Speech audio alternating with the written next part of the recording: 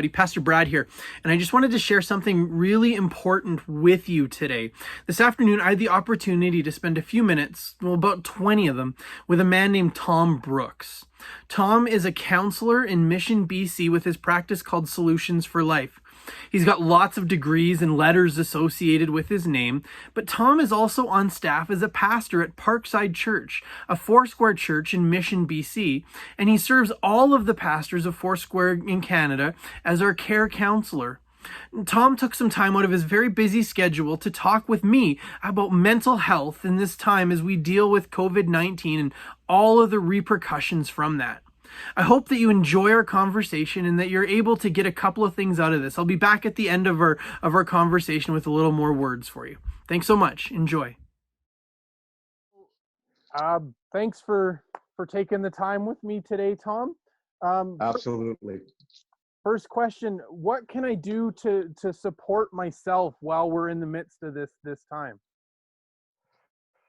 Well, that's a big question, but I think there's a few things that we can do. I think what we have to look for is we have to look for indicators that this is really getting to me. First of all, some of the indicators are I'm more irritable than normal. People are actually commenting around me that, you used to be funner, you used to laugh more, or I can say something and it gets quite prickly quite quickly. These are some of the indicators. Other things is even small things that you used to do that didn't bother you, all of a sudden they really bother you. These are some of the indicators, especially parents to kids, amongst spouses, those kind of things. Absolutely. So I think one of the things that there's some things that we need to do. I know we're all self-isolating right now, but we actually probably need to isolate a little more, if you can believe it. And what I mean by that is we need to really set up a quiet place for ourselves. Okay. It's called self-care. Self-care is not selfish. You might need to actually have that place in your bedroom that's just yours. Maybe you have a home office that's just yours.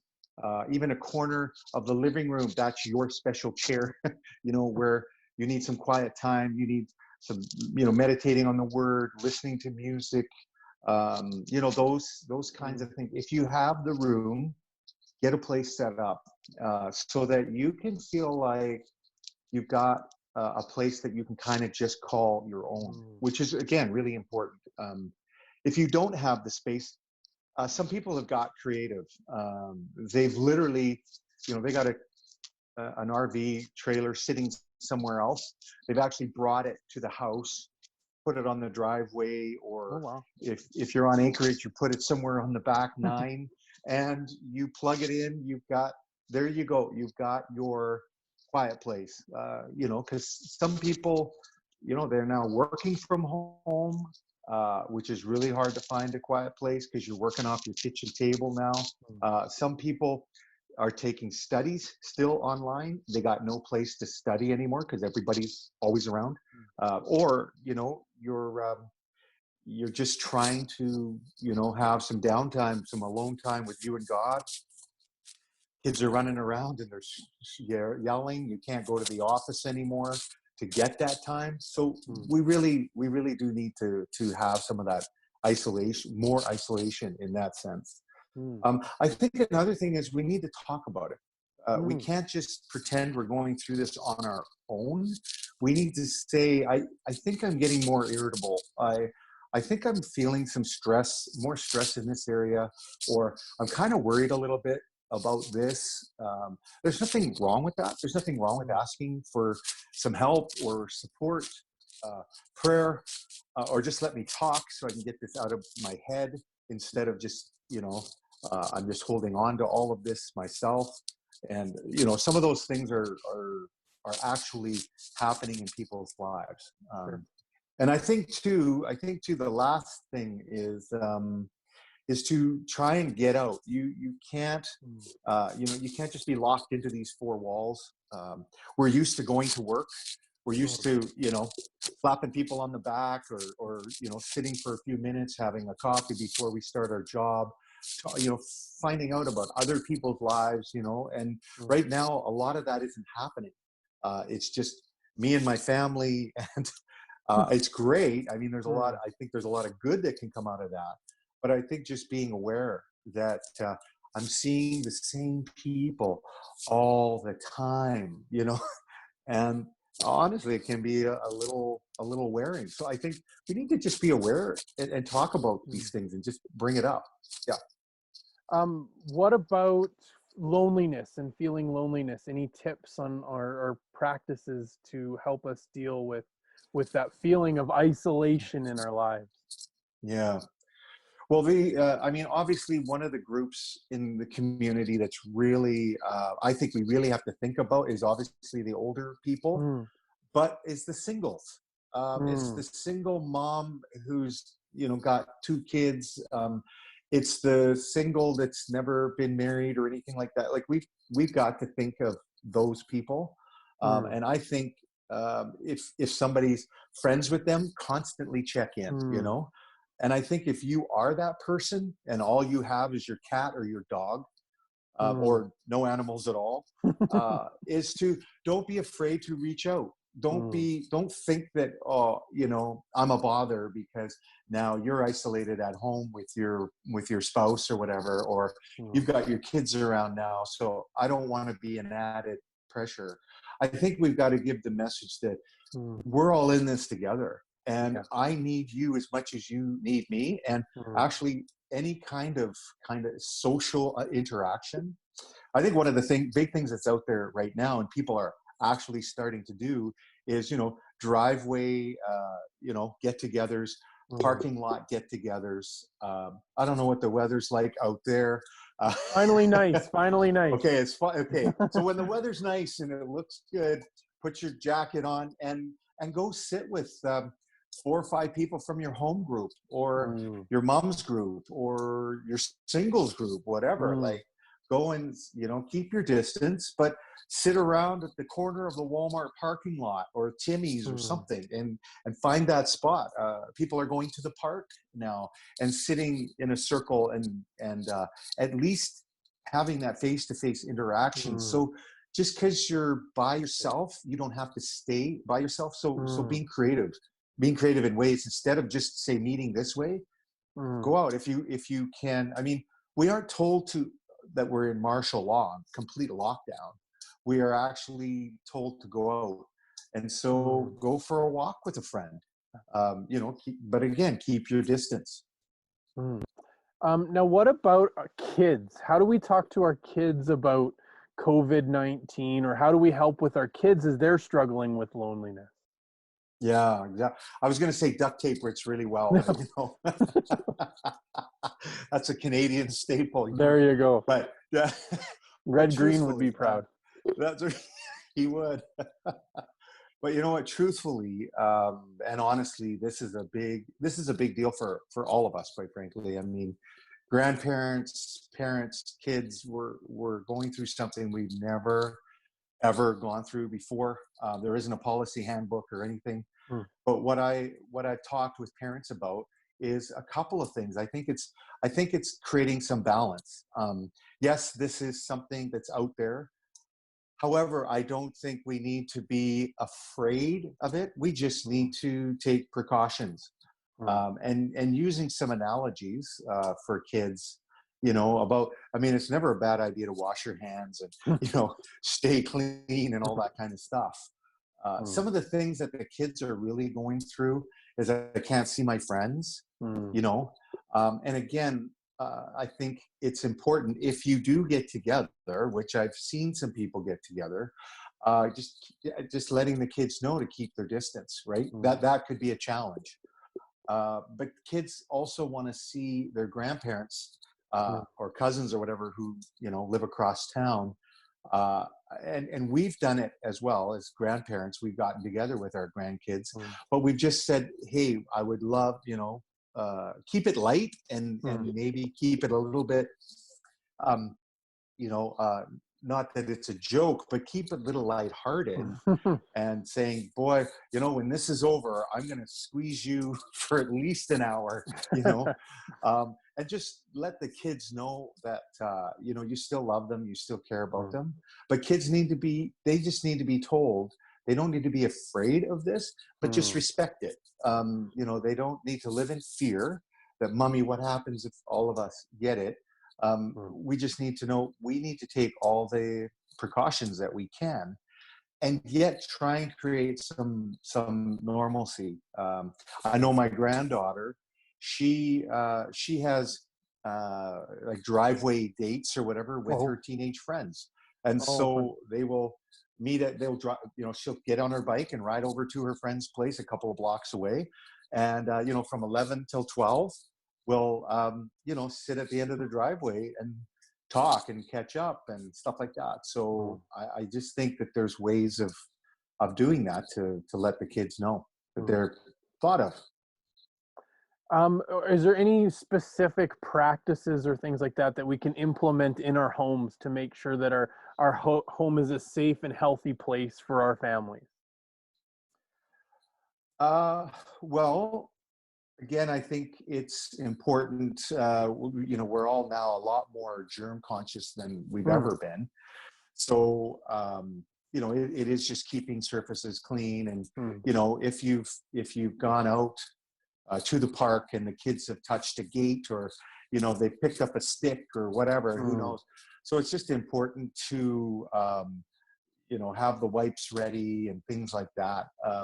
I think at home, it's just letting them know that if you're outside of the home, because the home is now somewhat, obviously we've been locked, or we've been isolated now for a while. And so if you haven't had a lot of outside contact or whatever, then your place is probably, obviously okay. I'm not a medical doctor, but I think it is about just keeping things clean, keeping things wiped down. And when you go for a walk and come back, it's always a good idea to, give your hands a good wash and things like that. So it's just, again, I think it's just bringing a balance to what that looks like, and letting the kids know that, oh, sorry, go ahead. I was going to say, what about like emotionally safe and healthy and all of that, how we can, if there's anything we can implement to try and keep ourselves healthy and safe, but not just from COVID, but from each other. Yeah. Okay. Yeah. Back off. No. Well, I think when your child is having a meltdown, I think it's important to talk to them, to let them know that it's okay. What are they upset about? Now, a lot of times when you ask a child what are they upset about, they don't know.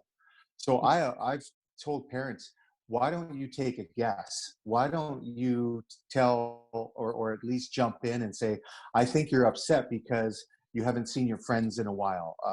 I think you're feeling pressure because now you're doing school online and it's confusing.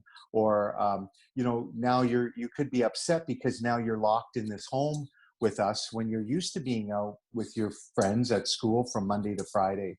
So I think it's just having that open dialogue and talking. But when you talk to your kids, actually jump in and take your best guess and have them tell you whether did I get that right or not.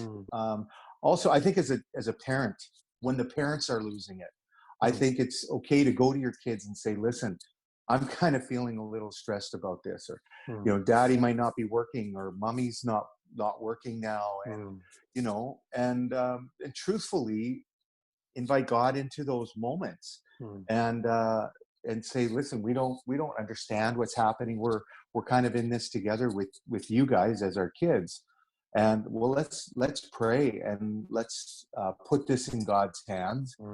We believe that God is absolutely in control, and we really need His guidance and we need His peace over this whole situation as us as a family. Now, what about one of the questions that somebody asked was, how do my husband and I still love each other after all of this? You can go paintballing together or something like that. Well, I think what begins to happen, and I mean, we're all in the same boat. I mean, I've been Mm, married 34 years this June, and my wife and I are, in the same confined areas, where before, hey, if you needed a break, you could just, okay, I'm going to go meet a friend, or I'm going to mm, go, take off somewhere. I think we have to, again, just be open and honest about things. If mm, there's some glaring cracks in the dam, I think you've got to be aware of those things. And then, if you guys can work it out together, then great. mm, But if you feel like you can't, then you need to go and reach for help. Get a hold of, Brad, your pastor, or some other trusted person that mm, or get a hold of a counselor. But just realize you don't have to go through this on your own. mm, That you can come out of this better and not bitter.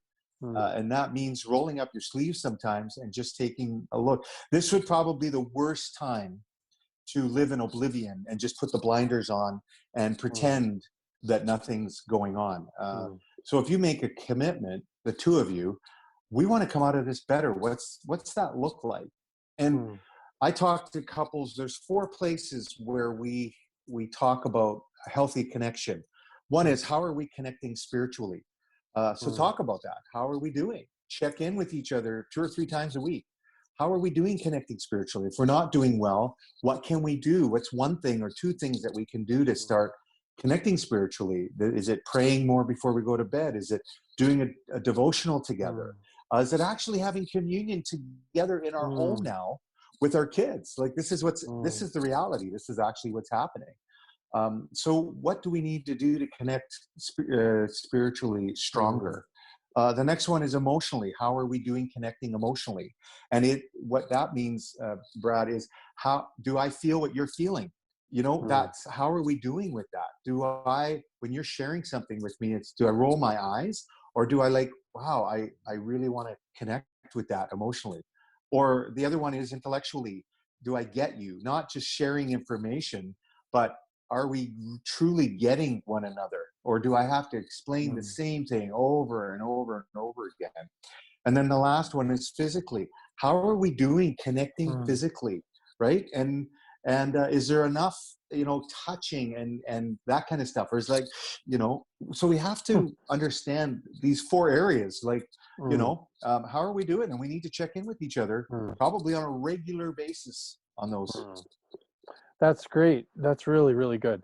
Next question that I want to ask is related or connected to sort of the people around us. And what do we do if we have a loved one who is feeling very anxious about COVID-19 and the pandemic? How do I deal with that? How do I support them? How do I love them through that? How do I cut them out? What is it that I need to do in order to, if there's people in our lives that are very anxious and worried and wanting to talk about worst case scenarios and all of that. And I know it's having an Mm, effect on me. How do I handle that? How do I love them through that or deal with that? yeah. Well, I think, first of all, the first thought that did come to my mind was, ask them how much news they're actually watching. you know, so again, I think it's important to have a healthy balance in that. Um, but I think what else is important is to stay open. To Mm, keep that avenue of communication. But if you're finding out that their anxiety is now becoming your anxiety, mm, I think it's okay to have healthy boundaries. mm, Like I've had some people, say to their mom or their older grandparent, "Hey, I will talk about the COVID thing for 5 minutes, mm, and then I want to get on with the kids and how we're doing, and mm, what else is going on in your life, and that kind of thing." Because we cannot be all consumed with this, because mm, life, there's a lot going on in life, mm, other than this. So I think it's good to have healthy boundaries around that, like putting a time limit on it, or, hey, next time I call, let's talk about this, mm, and just putting some things out there, mm, and of course, I mean, ultimately, if you've asked and asked and asked, if could we not talk about this? Could we? I hear you. We prayed together. We've mm, I sympathize with what you're going through. You know, I have some of my own anxiety and worry about that as well. But if we keep talking about this, I don't think I can do this with you, you know. And it's okay to do that, because you've asked several times, and now you're putting out a healthy boundary. Like, I want to talk with you, I want to connect with you, but it's having an effect on me. So I don't know if I can keep doing this. So can we agree together? Can we agree together that maybe next conversation we actually talk about good things?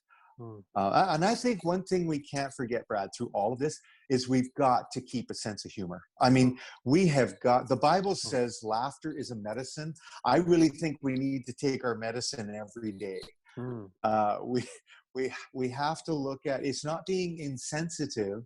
It's actually a medication for us. It actually releases good endorphins chemically in our brain, to where we don't take things for granted, but we can take things a little easier. You know, to have some laughter. And hey, I want to share this joke with you, or I want to talk to you about something that happened to me in the lineup at Superstore, or something like that. You know, or our grandkids said this. You know, we've got to be able to share those funny little incidents that we have as well. Perfect. The last two questions I want to ask, just sort of practical situation questions that have to do with COVID and all of that. How do I manage my stress and my anxiety while I'm awaiting test results? Well, that's a good one. Yeah, because it's taking a while to do that right now. Again, I think what's really important is that by worrying, can we add 1 inch to our life, or one inch to our stature, or 1 minute to our life? No, we can't. So I suggest that we put worry in its place. That I can't. Why worry? Why expend all this energy right now if I can't do anything about it? So I would certainly suggest talk to your spouse, or phone a friend, and say, listen, I'm really anxious about this. Can you pray with me? Can you walk this through with me? And it might take 2 or 3 times. So don't put pressure on yourself that it's a one and done kind of deal. You know, if the next day you wake up and you're feeling a little anxious about it again, just realize that anxiousness and all of that worry, it doesn't come from the Lord. It actually comes from our own mind and emotions, coming up with scenarios and ideas and projecting things into the future. So start to think about, well, what do I have control over? What are some of the things that I can control? Because in this moment, I mean, let's face it, a lot of us, we don't have control right now. Like, you know, we don't have control when we work. We don't have control how much we work, or our income, or there's a lot of things we don't control anymore. So we're kind of all in the same boat, but ask yourself the question, what can I control? And so reach out to people, do it multiple times if you have to, and really look at what can you control. Perfect. And the last one, probably very similar, but I'm feeling anxious because I've tested positive for COVID-19. What can I do? Is there any practical steps if we get that bad news? How do we mitigate that or walk through that? Yeah. Well, again, I mean, obviously the medical profession, if you're in the hospital and they have you there, then they're going to be watching over you. And again, let them know what you're feeling, what you're going through. If they do send you back home and you're quarantined, I think it's very important to stay connected. Do not sit alone at home. You know, if you're starting to feel some symptoms in that, again, do not be afraid to reach out. Know that you're not being a bother. The medical profession is there to help you. If you've got 2 or 3 close friends that you've invested life in and they've invested life in you, then absolutely contact them. You know, needing prayer, that prayer support, contact a pastor in your church or church community, like those kinds of things. We do not have to go through this alone. And none of us know, because I haven't had COVID, you haven't had COVID. None of us really know how you would feel through this. So share that with us, and you know, let us know what you're feeling. And of course, if the symptoms persist and stuff like that, don't just put your head down. Go Sure. back into the hospital, and Mm. we have a wonderful medical system here in Canada, so Mm. let's use that. And so really taking practical steps. I would also say to whatever brings you peace. Like if there's some things like worship music or quiet music, some people have put, like, in the background, the waves or birds or something like Mm. that, right? Scripture, just let scripture just be read over and over and over. There's lots of apps around that. Mm. So yeah, don't just sit in your head in these things. It's always a good thing to distract us a little bit Mm. from those worries and fears. And so something that would, like I say, bring that kind of peace for you. So Perfect. Thank you so much, Tom. I really appreciate all your time, your effort, and your expertise in dealing with all yeah. of this. We're so grateful for you and for your time. Thank you so much for being All with us. right. Okay. All right, Brad. Thank you so much for having me here. Bless you and bless the people you work with. Sounds great. We'll talk to you soon. Okay. You bet. Bye. Thanks for watching our conversation, and thanks again to Tom for taking the time. We so appreciate his love and his care for us and for our church at this time. One of the things that Tom mentioned quite frequently in the video is reaching out to someone if you need help. And I want you to know that I am available to be reached out to. If you need someone to talk to about anything we talked about in the video or anything else, I am available and I am here from you. If you send me a message via our church website and the link provided, I will get back to you as soon as I can. We are all in this together. You are loved, you are valued, and you are seen. And we will get through this together. As family we go.